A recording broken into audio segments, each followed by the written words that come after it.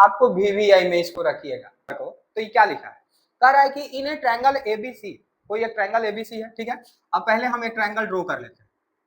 अब ये ट्रायंगल, उसके बाद आप देख लीजिए B पर 90 डिग्री है, समझ रहे हैं ना। तो B आपको कहाँ लिखना पड़ेगा, यहाँ लिखना पड़ेगा। अब A और C आप कहीं भी लिख लीजिए, सही है। यहां से हम सॉल्यूशन को स्टार्ट किए हैं, ठीक है, ध्यान से समझिएगा। अब क्या लिखा है बाबू, BC बराबर 7 सेंटीमीटर, जहां BC होगा वहां 7 लिख लेते हैं, ठीक है।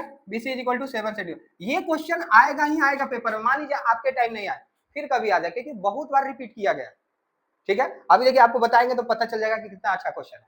अब BC की जगह 7 हो गया। एक बात और गिवन है आपके पास, वो क्या गिवन है आपके पास, तो गिवन है बच्चा AC माइनस AB बराबर 1, ये गिवन रिलेशन गिवन।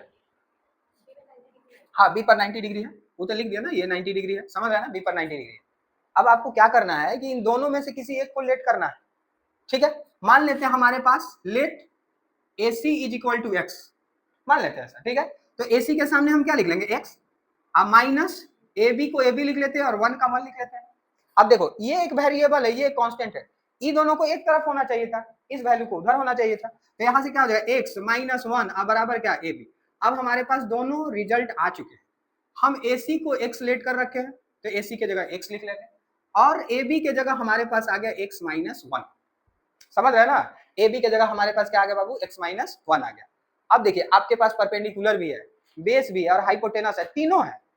तो इस तीनों का रिलेशन क्या होता है, इस तीनों का रिलेशन होता है h स्क्वायर बराबर p square plus b square, समझ रहे ना। अब h स्क्वायर की जगह पर क्या लिखेंगे बाबू, x का स्क्वायर बराबर p की जगह पर क्या लिखेंगे, x माइनस 1 का स्क्वायर प्लस b की जगह क्या लिखेंगे, 7 का स्क्वायर। देखिए आप एक बार ध्यान से देखिएगा, आपको आ जाएगा। इसके बाद 12 नंबर जो एग्जाम्पल है सेम, एक बार उसको घर में प्रैक्टिस कीजिएगा, नहीं बनेगा तो फिर से आप भेज दीजिएगा कमेंट में, समझ रहे हैं ना। कमेंट में लिख देना है कि ये नहीं बना है क्या, लेकिन बनाएंगे। ये सब अच्छा क्वेश्चन। अब एक्स स्क्वायर अब बराबर, ये देखो बाबू ये एक फॉर्मूला हो गया ना, a माइनस बी का होल स्क्वायर, तो क्या हो जाएगा a स्क्वायर, क्योंकि a की जगह x है, अब b की जगह 1 है, a square plus b square, मतलब 1 का स्क्वायर तो 1 ही होगा ना।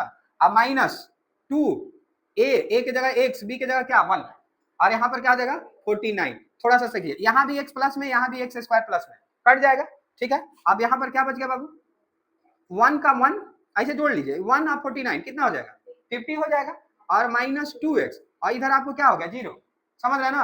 अब यहाँ से क्या हो जाएगा, 2x इज इक्वल टू क्या 50, और x बराबर आपको क्या हो जाएगा 25, समझ रहे हैं। तो हमारे पास x का वैल्यू आ गया, तो x की जगह हम क्या लिख लेंगे 25, और 25 में से 1 घट जाएगा तो 24।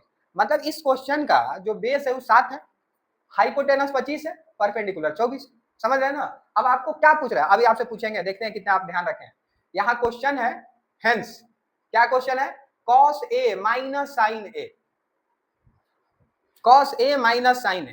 तो a कहा है, a cos का तो फॉर्मूला होता ही है b बटा h, ठीक है। लेकिन बेस a के लिए कौन हो जाएगा, a इसकी बात कर रहा है, तो इसके सामने तो ये परपेंडिकुलर हो जाएगा, मतलब 7 परपेंडिकुलर है, तो बेस कौन हो जाएगा बाबू 24 हो जाएगा, और हाइपोटेनस की जगह कितना हो जाएगा 25, समझ रहे ना। अब माइनस साइन, साइन a, फिर से a यही है, तो इसके सामने परपेंडिकुलर ये हो जाएगा, और हाइपोटेनस में तो चेंज होगा नहीं, तो 7/25, और इस तरीके से एलसीएम कितना हो जाएगा 25, और 24 में से 7 घट गया तो कितना हो जाएगा 17 हो जाएगा, और ये कुछ इस तरीके से हमारे पास आंसर आ गया, समझ रहे ना। तो ऐसे आप आसानी से इसको भी देख सकते हैं, ठीक है। तो देख लीजिए,